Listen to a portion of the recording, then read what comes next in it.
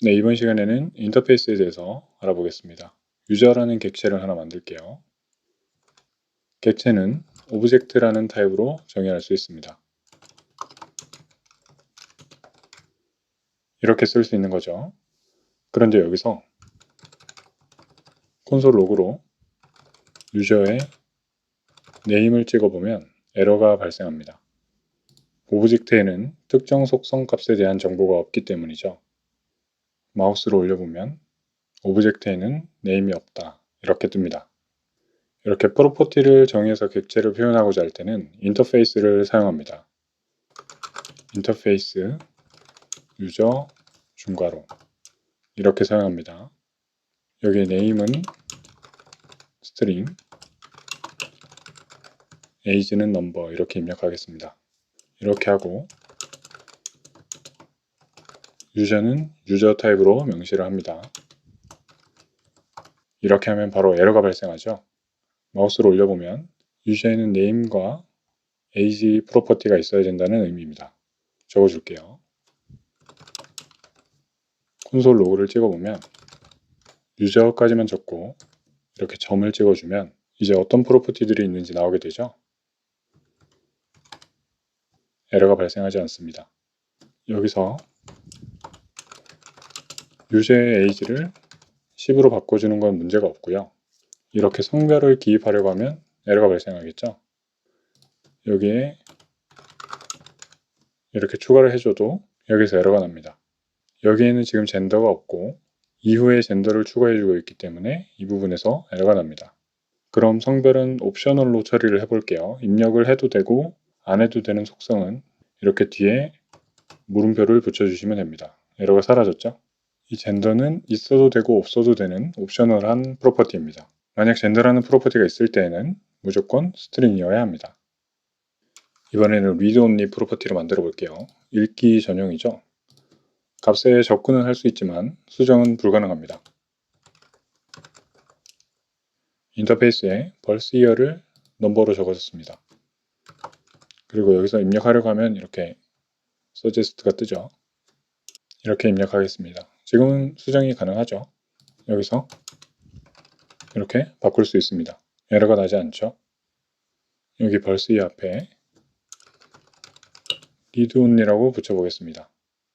그러면 이 부분에서 에러가 나죠. 읽기 전용 속성이라서 수정할 수 없다고 나옵니다. 이렇게 최초에 생성할 때만 할당이 가능하고 이후에는 수정할 수 없습니다. 이 유저 객체를 사용하다 보면 여러 가지 추가해야 될 속성이 생길 수 있죠. 학년별로 점수를 기입해주고 싶다고 할 때 이렇게 1학년부터 4학년까지 모두 인터페이스를 정해 둘 수 있겠죠. 만약에 유저가 2학년이라면 이렇게 1학년 성적밖에 없을 텐데요. 이러면 에러가 나죠. 지금 2, 3, 4가 입력이 안 돼서 그렇습니다. 이럴 때는 이렇게 모두 다 옵셔널하게 만들어 줄 수밖에 없겠죠. 이렇게 하지 말고 문자열 인덱스 서명을 추가하는 방법이 있습니다. 이 부분을 지우고요. 되갈로로 해주고 그레이드는 넘버, 학년은 숫자로 받을 거기 때문에 넘버라고 했습니다. 그리고 학점은 스트링으로 선언합니다. 이 그레이드라는 단어가 의미가 있는 건 아닙니다. 그냥 키 이렇게 적어도 되고 XX 이렇게 적어도 상관은 없습니다. 넘버를 키로 하고 스트링을 밸류로 받는 프로퍼티를 여러 개 받을 수 있다는 의미입니다. 입력을 해보면 2학년일 때 B. 네, 입력이 잘 되죠. 에러가 발생하지 않고 정보를 추가했습니다. 여기서 이 성적은 사실 스트링으로 받기에는 범위가 너무 넓죠. 이럴 때 사용할 수 있는 게 문자열 리터럴 타입인데요. 타입을 하나 선언하겠습니다. 스코어라는 타입을 하나 만들어서 A 또는 B 또는 C 또는 F 이렇게 지정해 줄 수 있습니다. 그리고 여기 스트링을 지우고 스코어를 사용하는 거죠.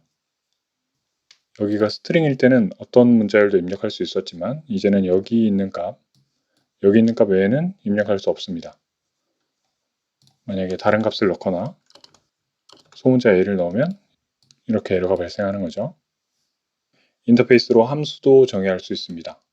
첫 시간에 만들었던 add 함수를 정의해 볼게요. 이렇게 add라는 인터페이스를 만들었고요. 내부에 괄호와 여기 인자값 그리고 리턴 값을 적어주면 됩니다.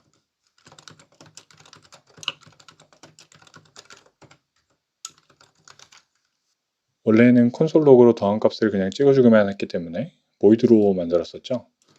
여기서는 더한 숫자를 리턴해 주도록 하겠습니다. 이 반환값이 void에서 넘버로 바뀌었죠.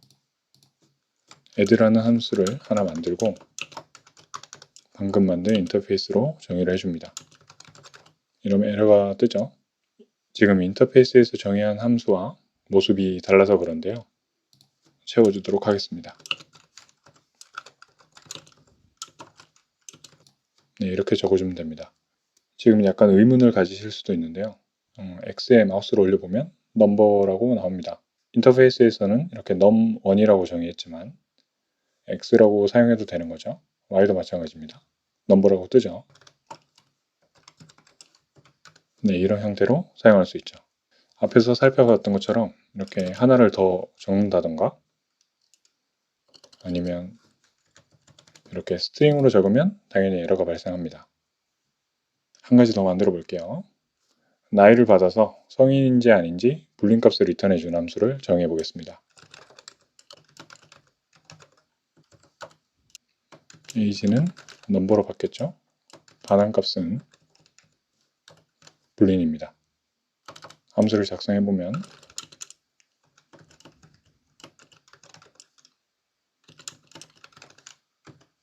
이번에는 화살표 함수로 작성해 볼게요.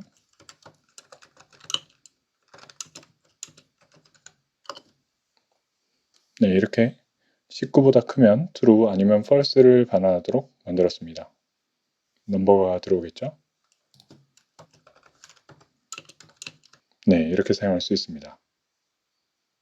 자, 인터페이스로 클래스를 정의할 수도 있습니다. 이때는 implement라는 키워드를 사용합니다. 자바나 C샵을 경험해 보신 분들은 익숙한 키워드죠. 카라는 인터페이스를 정의하겠습니다. 자, 카라는 인터페이스를 정의했습니다. 이걸 이용해서 BMW라는 클래스를 만들어 보겠습니다. 여기서 implement 카 이런 식으로 할 수 있습니다. 에러가 발생했고요. 여기 있는 속성값을 모두 입력해야 됩니다.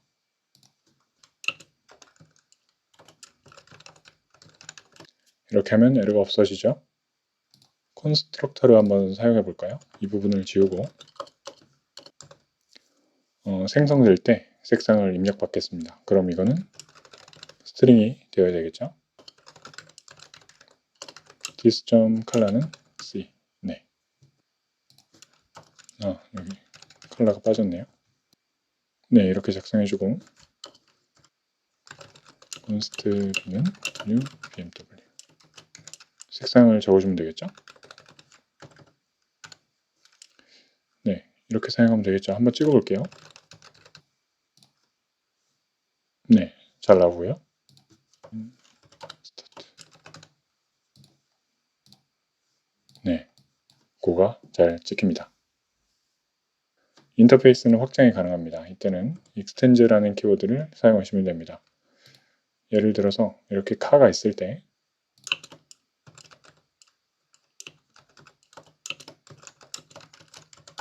네, 이렇게 벤치를 만들 수 있습니다.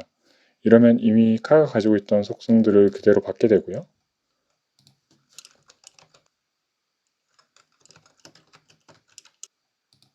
이렇게 문의 개수나 스탑 함수를 추가로 정의할 수 있는 거죠.